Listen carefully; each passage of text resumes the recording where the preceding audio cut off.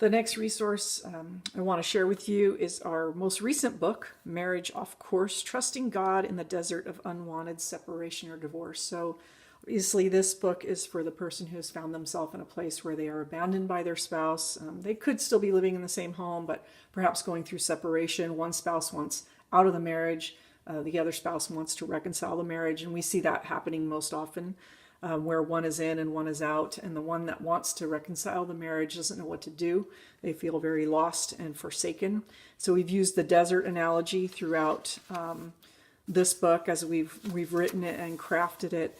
There is a lot of emotional turmoil in the person who's been left behind by a spouse, but there is also hope that the marriage can still be reconciled, even if it's gone all the way to divorce, like our marriage did.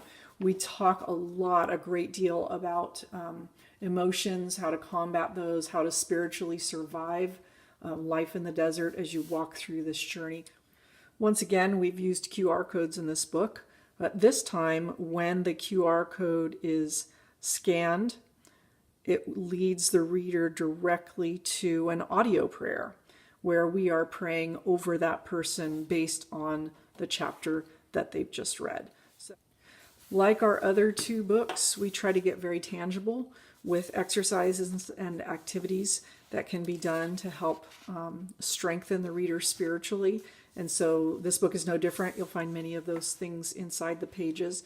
But also, again, the stories that, we were so humbled to be able to interview different people and the stories that they have to share. And each chapter begins with another story to help the reader connect what's happening in their lives with the things that they read. And so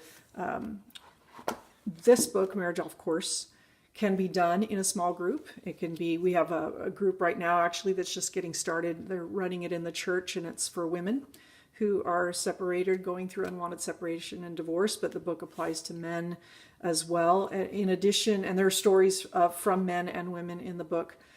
In addition, there are exercises again, at the end of each chapter, but we've also got resources in the back listed, not only reconciliation resources, but all kinds of other resources for personal recovery. So we hope that this book can be helpful to those who are in need. We know that the biggest thing we want to offer through this book is hope. With God, he's not capped his pen on the story. And so a person reading this book just really needs to know that there is still hope that their marriage can be reconciled and restored.